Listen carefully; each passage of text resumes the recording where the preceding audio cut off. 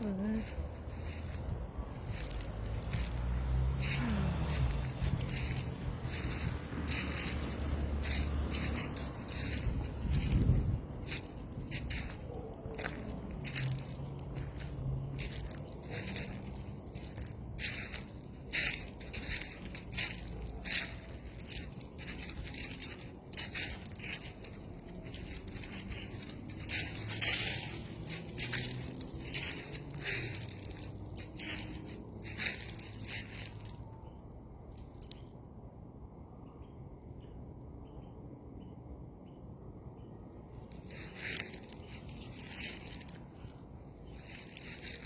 Holy crap.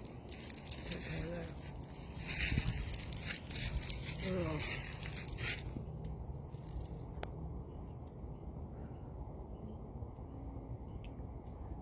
Had a rough past couple weeks.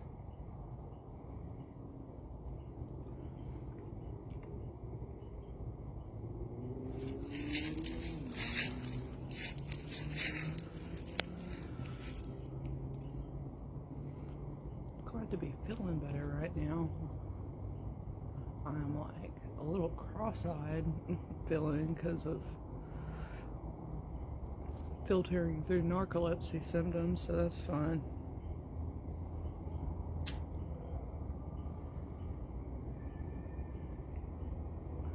Just got back from Harris Teeter. Growing up, I hated pimento cheese spread, and I bought some that had bacon in it. It's bacon pimento cheese spread, and it was really good. A couple years ago, I was staying with this family, and for Christmas, and we made a whole bunch of stuff for Christmas dinner. They didn't do like ham or turkey or anything. Made like one of the things I put together for them was a bunch of pimento cheese sandwiches and chicken salad sandwiches on croissants, and I love croissants, and I have some, and so I got some spread today, and I was like, ooh, because I'm notoriously not that hungry this time of year, so feels pretty good outside. It's not super icy cold. Man, my car sounds really bad though. It's not shifting like it should. Such a wreck. I don't know how long it's gonna last, but it's still running. It's just wanting to cut off. I have to like put hold the gas down and to like shift into reverse and stuff in order to get it moving. It doesn't cut off at like stop signs or red lights or anything like that once it's like going in drive. It just so it's fine, but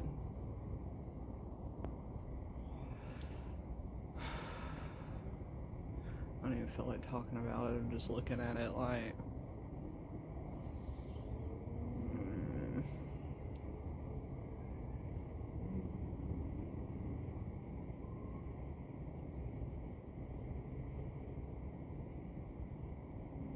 so weird being in a neighborhood sometimes and listening to people's kids cry and scream.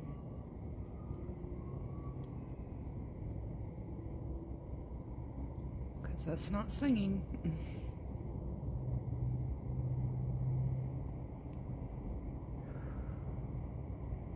Yeah, never did watch anything on TV last night. Like normal. I started putting together, because I'm just still like not convinced that I have like an autoimmune disorder, like autoimmune narcolepsy. I really think that it's like this situation because of, I mean, I definitely am prone to it. I definitely have had symptoms my entire life. Like, there's definitely something funky in there going on, but I don't think it's autoimmune. Like, I don't think it's that, like, my body doing anything to my erection levels. I don't think that's a thing with me. I definitely 100% I haven't cataplexy. I definitely have like cataplexy and sleep issues, and like it's definitely a strong thing that never, fully goes away. It's part of like how my mind works, or like brain works and stuff. Like, it's part of my cognitiveness. Like, I have vision, like today I woke up and I had vision problems, like and along with tiredness, and so and that's something that happens sometimes. I definitely have like a huge, like every single symptom. The only thing that, like, looking at the full diagnostic criteria that sets something weird with me is that it's not triggered by emotions. Like, I'm never, I just had a sharp pain in my head. Anyways, I'm never, not once have I, like, experienced surprise or happiness or any kind of, like, emotion to trigger cataplexy. Like, and I've never had, like, a sharp pain before dropping either. That's not how it works, but at least once a day, every day almost, because actually it hadn't been a situation the last couple days, now that I think about it, but I have vibration in my stomach, with my pupils dilating, with like my my heart rate was like spiking stuff. Like, I'd just be standing there and I'm like, it's not just my heart rate spiking. Like, I feel like an awareness change and stuff. It's not a panic attack or anything. I'm just like chilling and stuff, and or walking or something, and like it's not normal. Like, I've had panic attacks. Like, I've had everything. Like, when it comes to stuff, like, I definitely know the difference between it. Is definitely not something I'm doing. So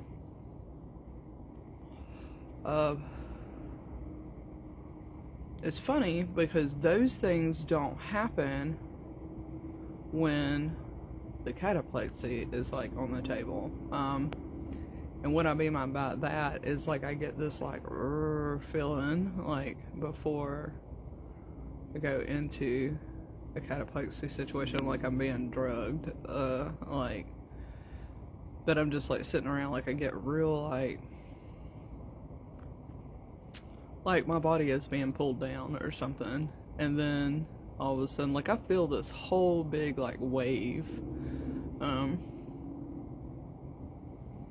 that happens, a sequence of events before I like. And also, sometimes, like the other day, I was sitting in my car and I was talking, like I was like kind of irritable, like I was just like anxious, more so than normal, and I was talking a whole lot, really high rushed, like talking and stuff, and then all of a sudden my eyes dropped. You could actually, I'll rewatch the video and you could see it in my face, like, where I just, and that's cataplexy.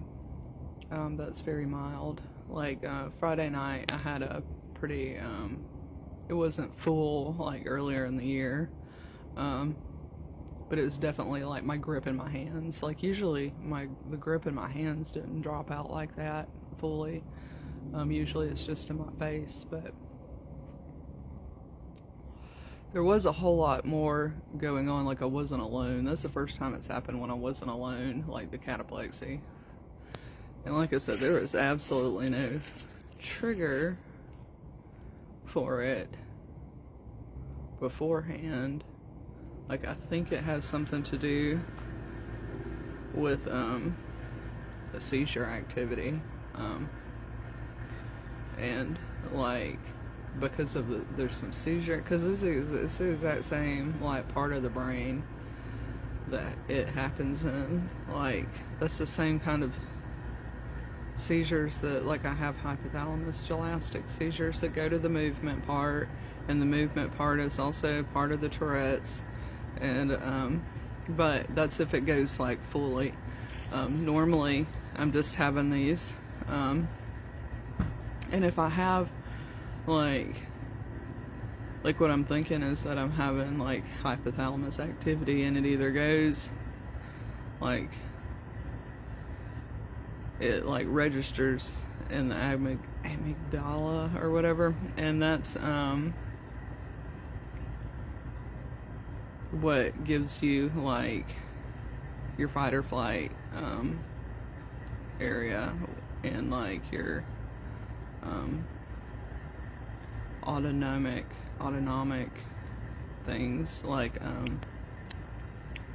heart racing and stuff would be the amygdala. So it's like if it doesn't just then, which would be the laughter, like ringing a bell, then it goes to the amygdala, and if it doesn't do that, one of those two things, then I think, or if something else is happening, I think then I think it's triggering the cataplexy, like staying within the hypothalamus network. It's really crazy. Like I said, I have like a whole a slew of different things going on.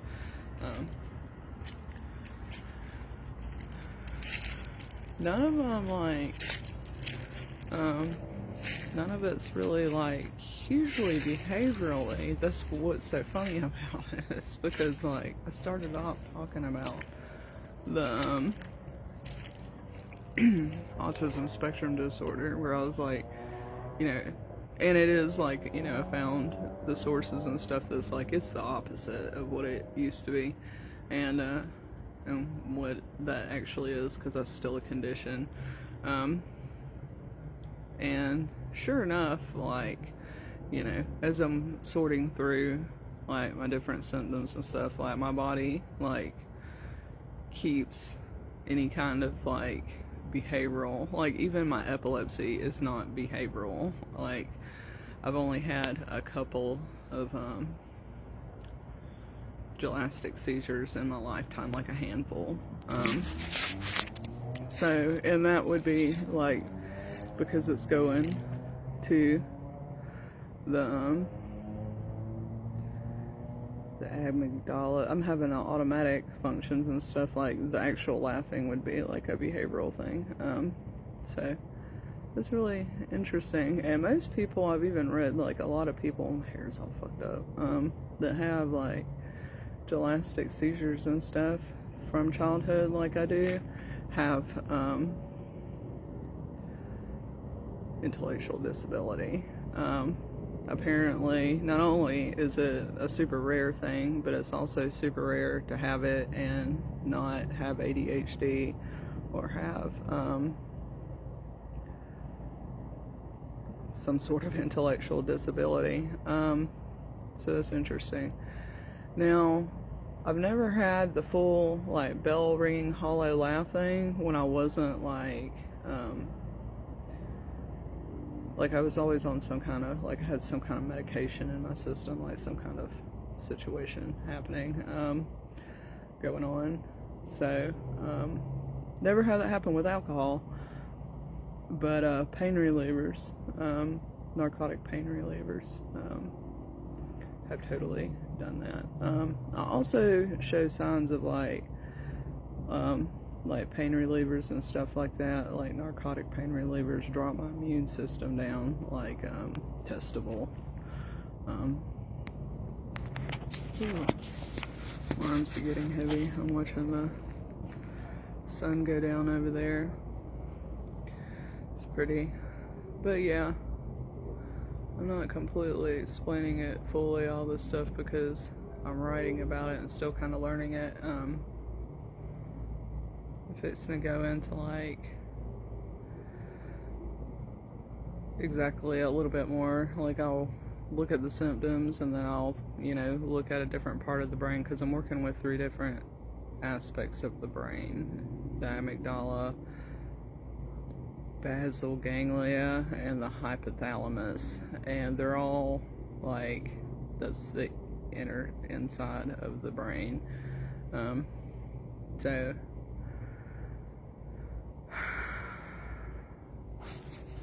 I'm like going back and forth and reading, like I'll think about something and then I'll go look at another part of the brain, and then I'll go read something about, how people have problems with this, who say that, like, or have this, disorder or something, and how that affects them, versus like the symptoms that are like going on with me and stuff. So I'm like, actually I have a really intuitive feeling of like how things work and stuff, which is pretty cool, and I'm pretty thankful for. But yeah, my arms are kind of hard to hold up right now. I'm definitely having like narcolepsy symptoms right now, but I am happy to report that I am continuing to have decent sleep in my bed. I'm actually waking up with like I guess we can just say the orexin like chemicals are like balancing out. I'm not having this like time stretch, like not having the hallucinations during sleep is really what that is. Like I was, like I'm sleeping normally, still having some crazy dreams, but I'm thinking as time goes on, and because some of the seasons are triggering for me, like springtime, they have been since I was a teenager. So I'm thinking that I can get it ironed out. So hopefully.